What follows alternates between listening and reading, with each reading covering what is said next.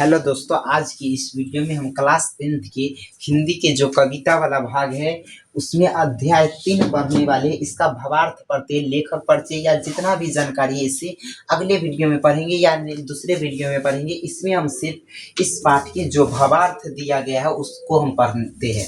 ठीक है, जैसे आपको क्वेश्चन कैसे पूछा जाता है, एक कविता का 4 लाइन 5 लाइन दे देगा और आपको कहेगा इससे स्पष्ट कीजिए, या तो आपको हो सकता है ऐसा दे देगा कि दिए गए क्या दिया जाएगा कि जो अर्थ है इसका अर्थ स्पष्ट करें। तो आप कैसे बनाएंगे, पहले आप समझेंगे तभी तो बनाएंगे। तो इसके लिए चलिए इसका हम अर्थ स्पष्ट करते हैं, मतलब बतलाने का प्रयास करते हैं। पहला नंबर तो देख लीजिए, चैप्टर 3 है, अध्याय 3 है, जिस चैप्टर का नाम है अति सुधो स्नेह को मार्ग है। एक और है, दूसरा पैराग्राफ है, उसको भी पढ़ना है तो उसको बाद में पढ़ते, पहले इसको पढ़ लेते हैं। ठीक है, तो यहाँ पर देखिए, इस पाठ के लेखक अति सुधो स्नेह को मार्ग है। इस पाठ के लेखक है घनानंद। कौन है? घनानंद। ठीक है, अति सुधो स्नेह को मार्ग है। इस पाठ के लेखक कौन हो जाएंगे? कवि कौन हो जाएंगे? घनानंद हो जाएंगे। कौन हो जाएंगे? कवि तो घनानंद हो जाएंगे।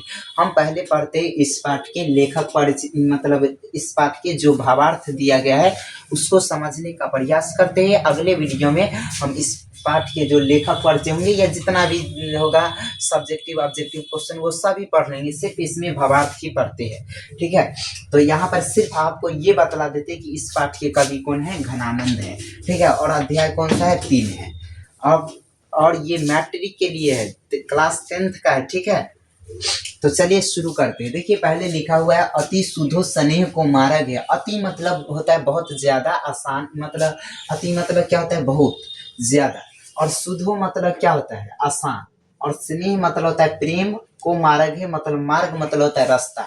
मतलब क्या लिखा हुआ है? अति सुधो स्नेह को मार्ग है मतलब प्रेम का मार्ग बहुत ही आसान होता है। यानी प्रेम का जो मार्ग होता है, रास्ता होता है, वो बहुत ही आसान होता है। ये किसने बतलाया है? तो बतलाएंगे घनानंद ने। कौन बतलाए है? घनानंद ने। तो देखिए, लिखा हुआ है अति सुधो स्नेह को मार्ग है, जहाँ नीको स्यापन वाक नाही। स्यापन वाक नाही। तो यहाँ पर देखिए, हम ये बतलाते हैं कि कवि घनानंद कहते हैं कि प्रेम का मार्ग बहुत ही आसान होता है, यानी सरल होता है, जिसमें जहाँ नेको स्यापन बांक नाही।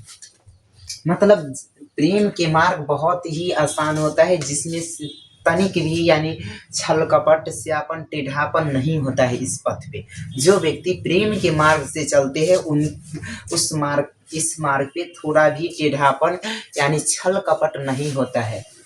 देखिए, लिखा हुआ है तहाँ साँचे चले ताजे आपन प झिझके कपटी जे निशांक नहीं। मतलब जो व्यक्ति इस मार्ग पर चलते हैं, यानी सच्चा जो व्यक्ति होता है, यानी प्यार प्रेम करने वाले, वही इस मार्ग पर चल सकते हैं। मतलब जो व्यक्ति सच्चे प्रेम कर सकते हैं वही इस मार्ग पर यानी प्रेम के मार्ग पर चल सकते हैं। वो कभी जो सच्चे व्यक्ति होते हैं प्रेम करने वाले, वे कभी अपने पथ से विचलित नहीं होते और न ही किसी से डरते हैं।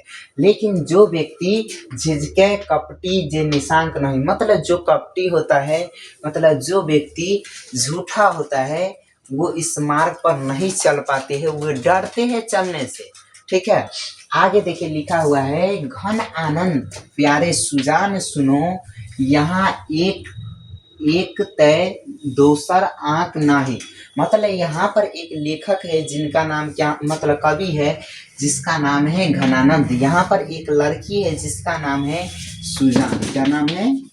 सुजान।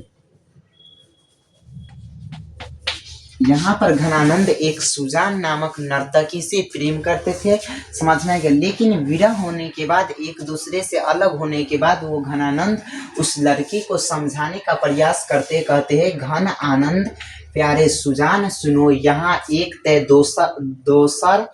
दोसर आंकन नाही। मतलब वो लड़की को समझाते हैं कि जो व्यक्ति प्रेम के मार्ग पर चलता है तो उसको क्या करना चाहिए? एक मार्ग पर चलना चाहिए। मतलब जो प्रेम करने वाले व्यक्ति होते हैं उसको एक ही रास्ता पर, जैसे लड़का और लड़की होता है तो दोनों को एक ही मार्ग पर चलने से वो आगे बढ़ सकते हैं। अब मान लेते हैं दो व्यक्ति होता है तो यहाँ पर अलग अलग मार्ग से चलेंगे तो कभी आगे नहीं बढ़ पाएंगे। ठीक है। आगे कहता है वो लड़की को फिर कहते हैं तुम कौन धो पाटी पढ़े हो कहो मन लेहू पै देहू छटांक नहीं। मतलब जो व्यक्ति अक्सर प्रेम करते हैं वो क्या करते हैं कि किसी भी वस्तु को हमेशा लेना जानते हैं, कभी देना नहीं जानते। जैसे मान लेते हैं कि कोई कोई व्यक्ति होता है तो क्या करते हैं, कभी कोई वस्तु दे देते हैं या कभी कोई वस्तु ले लेते हैं, वैसे करते हैं। लेकिन कोई कोई ऐसे व्यक्ति होते हैं जो छल कपट करते हैं, यानी जो व्यक्ति होता है कि जैसे में मान लेते हैं किसी से कुछ पैसा ठगना है या कुछ भी ठगना होता है तो हम सिर्फ लेना जानते हैं, मतलब मांग लेंगे, ठीक है, कुछ पैसे ले लिए कुछ ले लिए, लेकिन जब हमसे मांगेगा तो हम नहीं देते हैं तो उसको क्या कहेंगे। तो इसीलिए वो लेखक कहना चाहते हैं घनानंद कि तुम कौन, कहता है तुम कौन धौ पाटी पढ़ो, मतलब तुम कहाँ से पढ़ कर के आई हो जो इस पथ पे आने के बाद तुम सिर्फ मन लेहू पै देहू छटांक नाही, मतलब सिर्फ तुम कोई भी वस्तु को हमसे लेना चाहती हो जबकि उधर से छटांक मतलब तनिक भी देना नहीं जानती है। मतलब जैसे में मान लेते हैं दो व्यक्ति प्रेम करते हैं तो उस पथ पे दोनों व्यक्ति का फर्ज बनता है एक दूसरे के लिए क्या करे, कुछ यदि हम उसको देते हैं तो फिर हमें भी दे, ठीक है।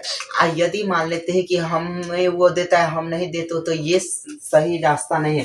तो इसीलिए घनानंद उस लड़की यानी जो जिसका नाम है सुजान उसको समझाती है कि तुम कहाँ से पढ़ कर के आई हो, मन लेहू पै देहू छटांक नहीं, मतलब तुम सिर्फ लेना जानती है किसी भी वस्तु को, यानी ठगना जानती है, मतलब तनिक भी कोई भी वस्तु नहीं देती है। समझ में आ गया। इस तरह वो समझाने का प्रयास किए पहले पंक्ति में, मतलब पहले स्टेप में।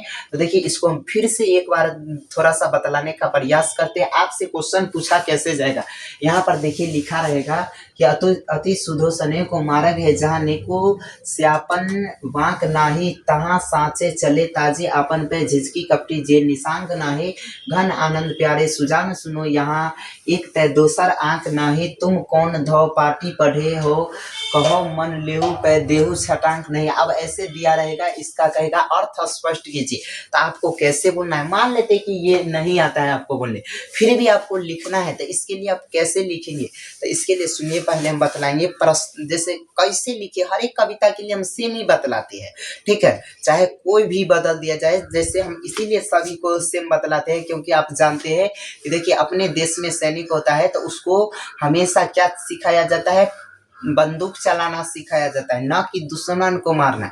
अगर मान लेते हैं कि बंदूक चलाना सिखा देते हैं तो अगर दुश्मन सामने से बदल भी दीजिएगा तो वो निशाना लगा देगा। ठीक उसी तरह आपको ऐसा पढ़ना है कि अगर क्वेश्चन बदल भी मतलब एग्जाम बदल भी दीजिएगा, मतलब कोई भी एग्जाम, हमारा लक्ष्य क्या होना चाहिए कि क्वेश्चन बनना चाहिए, न कि एग्जाम पास होना।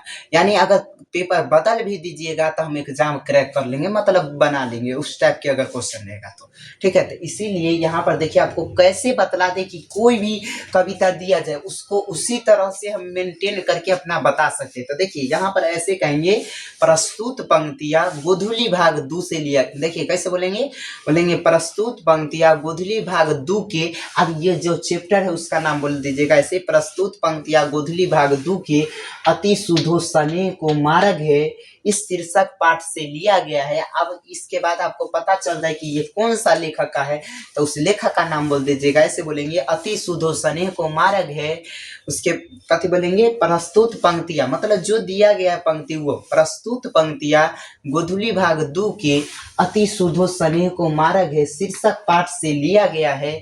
इस पाठ के लेखक घनानंद है। और कहेंगे इन पंक्ति के माध्यम से वो यह कहना चाहते हैं कि, इतना तक बोल देना है आपको, ठीक है। उसके बाद ये जो आप लिखा हुआ है उसके बारे में थोड़ा सा बतलाने का प्रयास कीजिए। यहाँ पर लिखा हुआ है अति सुधो स्नेह को मार्ग है जहाँ नेको स्यापन बांक नहीं, मतलब बतलाएंगे कि अति सुधो मतलब प्रेम का मार्ग अत्यंत सरल होता है, बहुत आसान होता है। जो व्यक्ति इस मार्ग पे चलते हैं तो इसमें छल कपट टेढ़ापन नहीं होता है। आगे कहता है तहाँ साँचे चले ताजी आपन पे झिझके कपटी जे निशांग नहीं, मतलब जो सच्चे व्यक्ति होते हैं प्रेम में, वो कभी किसी से नहीं डरते हैं, वह और वो अपने मार्ग पर चलते रहते हैं। जबकि जो जिद्दी यानी कपटी व्यक्ति होते हैं इस मार्ग से विचलित हो जाते हैं, यानी डर जाते हैं, आगे नहीं बढ़ पाते हैं। आगे कहता है, घन आनंद प्यारे सुजान सुनो, यहाँ एक तय दोसर आंक नहीं। मतलब घनानंद अपनी उस लड़की को बतलाना चाहते हैं जिस लड़की का नाम है सुजान। वो कहते हैं कि जो व्यक्ति प्रेम करते हैं उसमें एक होकर के चलना पड़ता है। अगर दूसर मतलब एक दूसरे में एक होकर के चलना पड़ता है, तभी इस मार्ग पर चल पाते हैं। और उससे कहते हैं मतलब एक दूसरे के साथ होना होता है।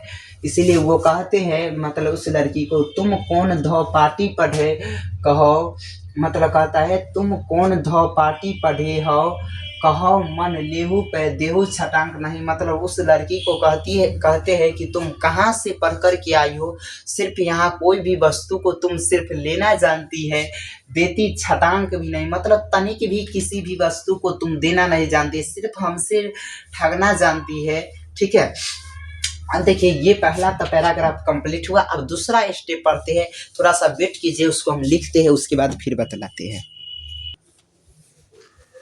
देखिए दोस्तों, दूसरे पैराग्राफ में क्या लिखा हुआ है, कहता है मो आसवानी, क्या लिखा हुआ है, मो आसवानी हिम ले बरसू। मतलब यहाँ पर दूसरा पैराग्राफ में जो घनानंद है लेखक, वो किसको कहते हैं, बादल से कहते हैं।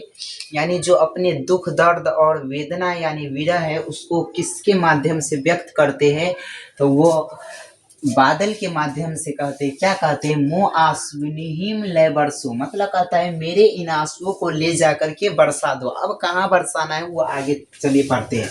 देखिए कहता है, पर काजही देह को धारी फिरो, पर जन्ने यथारथ है दर्शो।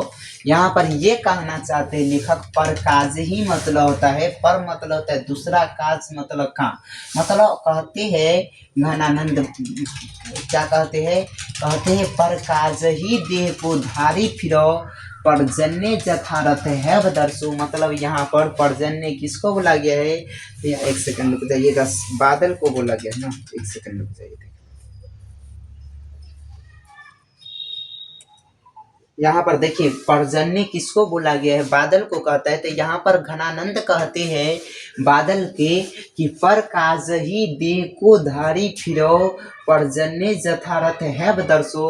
मतलब बादल को यह कहते हैं कि जिस तरह से आप पर काज ही मतलब दूसरे के काम के लिए आप शरीर को धारण करते हैं और समय समय पर अपनी बारिश के द्वारा सभी को क्या करते हैं, सींचते रहते हैं, सभी को आनंद प्रदान करते रहते हैं। ठीक है, कहते हैं आगे, नीर निधि सुधा की समान करो सभी विधि सजन, क्या लिखा हुआ है, सजंत सरसों।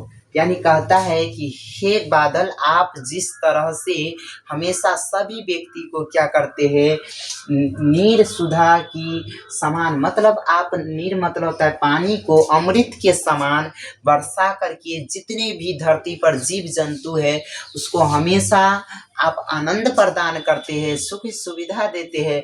ठीक आज मेरे लिए भी यहाँ पर घनानंद कहते हैं कि घन आनंद जीवन दायक हो, कछु मेरियो पीर हुए परसों। मतलब वो कवि कहते हैं, यानी आज घनानंद के लिए कहते हैं, जिस तरह से आप हमेशा से, कहते हैं कवि घनानंद कि जिस तरह से आप हमेशा से किसके लिए, मतलब हमेशा दूसरे के कार्य के लिए क्या करते हैं, आप शरीर को धारण करते हैं और समय समय पर अपने बारिश के बूंद को अमृत रूप से, मतलब जो जल है उसको अमृत की तरह बरसा करके लोगों को हमेशा सींचते रहते हैं। मतलब समय समय पर आप लोगों को आनंद प्रदान करते हैं। ठीक उसी तरह यहाँ पर आज कवि घनानंद ये कहते हैं कि घन आनंद जीवनदायक हो, कहू मोरियो पीर हुए परसों। मतलब घनानंद कहते हैं, कबहू बा विसारी सुजान के आंगन मो आसवनी लय बरसो। मतलब घनानंद कहते हैं, एक सेकंड रुकिए, यहाँ पर देखिए घनानंद कहते हैं, क्या कहते हैं, यहाँ पर देखिए घनानंद कहते हैं कि मेरे इन आंसुओं को, मतलब कहते हैं जिस तरह से आप हमेशा से सभी को आनंद प्रदान करते हैं, उसी तरह आज घनानंद के लिए जीवनदायक, मतलब जीवन अच्छे से चले, इसके यहाँ पर क्या कहता है, घन आनंद जीवनदायक हो। मतलब घनानंद कहते हैं कि आज मेरे जीवन के लिए आप जाइए और किसके आंगन में, सुनजान के आंगन में जाकर के इन आंसुओं की, यानी इस विरह वेदना को इन आंसुओं के मतलब बादल के माध्यम से इन आंसुओं को ले जाइए और उसके आंगन में जाकर के आप क्या कीजिए, इन आंसुओं को बरसाइए और मेरे दुख विरह और वेदना को जाकर के उसको अवगत कराइए, अच्छे से व्यक्त कीजिए। ऐसा कौन कहने का प्रयास करते हैं, तो हम बतलाएंगे घनानंद कहने का प्रयास करते हैं। कौन कहते हैं, घनानंद। चलिए एक बार फिर से हम इस लाइन को दोहराते हैं। तो देखिए यहाँ पर लिखा हुआ है, मो आंसुनिहिम लय बरसो, मतलब मेरे इन आंसुओं को ले जाकर के तुम बरसा दो। किसको कहते हैं, बादल को कहते हैं। कौन कहते हैं, घनानंद कहते हैं। यहाँ पर देखिए लिखा हुआ है, पर काज ही दे को धारी फिरो, पर्जन्य जथारथ है दर्शो, निधि नीर सुधा की समान करो, सभी विधि सजंत सरसो, घन आनंद जीवन दायक हो, कछु मोरियो पीर हिये परसो। कहता है, कबहू बा विसारी सुजान के आंगन मुँह आंसुनी लय बरसो। मतलब यहाँ घनानंद कहते हैं इस पंक्ति के माध्यम से, दूसरे पंक्ति मतलब दूसरे पैराग्राफ में घनानंद यह कहते हैं कि आप बादल को कहते हैं कि जिस तरह से आप दूसरे के कार्य के लिए, मतलब दूसरे के, लिखा हुआ है पर काज ही, मतलब पर मतलब दूसरा, कार्य मतलब काम, मतलब आपको कहता है कि दूसरे के काम के लिए आप जिस तरह से शरीर को धारण करते हैं, ठीक उसी तरह शरीर को धारण करके आप हमेशा जो जल होता है उसको सुधा यानी अमृत के समान आप बारिश करके सभी सज्जन को समान रूप से सींचते हैं, यानी आनंद प्रदान करते हैं। ठीक उसी तरह आज मेरा भी इतना काम कीजिए कि कहता है घन आनंद कहते हैं कि घनानंद कहते हैं कि आज मेरा भी इतना काम कीजिए जीवन दायक के लिए। कहता है मेरे यो पीर यानी मेरे जो कष्ट दुख संताप है उसको ले जा करके आप क्या कीजिए, उस एक लड़की है जिसका नाम है सुजान, उनके आंगन में कहता है कि मेरे इन आंसुओं को बादल के माध्यम से ले जाइए और वहाँ पर जाकर के बरसा दीजिए और मेरे दुख कष्ट और विरह और वेदना के बारे में क्या कीजिए, जाकर के बतलाइए। ठीक है, यहाँ पर भी ये लाइन दे दिया जाएगा, आपको कहेगा अर्थ स्पष्ट कीजिए। तो आप कैसे वहाँ पर भी बोलेंगे, आप ऐसे बोलेंगे, पहले बोलेंगे प्रस्तुत पंक्तियाँ गोधूली भाग 2 के, तब बतलाएंगे मो आंसुनिहिम लय बरसो शीर्षक पाठ से लिया गया है। इन पाठ के लेखक घनानंद है। इन पंक्ति के माध्यम से वो यह कहना चाहते हैं कि, तब लिखिएगा यहाँ पर लिखा हुआ है पर काजे दे, यानी यहाँ पर क्या बोलेंगे, इन पंक्ति के माध्यम से कवि घनानंद बादल को अपने बादल से वो कहते हैं कि जिस तरह से आप हमेशा से इस धरती पर जितने भी जीव जंतु है उसको हमेशा समान रूप से बारिश करके अमृत की, बारिश के जो बूंद है उसको अमृत की तरह वर्षा करके हमेशा लोगों को आनंद प्रदान किए है। ठीक उसी तरह आज मेरा भी इतनी सी छोटा सा काम कर दीजिए कि जाइए मेरे इन आंसुओं को ले जाइए और उस सुजान नामक नर्तकी, मतलब एक लड़की है, उसके आंगन में मेरे दुख और संताप यानी कष्ट को जाकर के व्यक्त कीजिए, ये बतलाने का प्रयास किया है। ऐसे हम लिखेंगे। ठीक है, तो चलिए इस पाठ के भावार्थ तो हम पूरा बतलाने का प्रयास किए, हमसे जितना हो सका हम बतलाए। ठीक है, अब अगले वीडियो में आएंगे तो इस पाठ के लेखक परिचय से जितना भी सब्जेक्टिव ऑब्जेक्टिव क्वेश्चन होगा वो बतलाने का हम प्रयास करेंगे। ठीक है, तो आज के लिए बस इतना ही।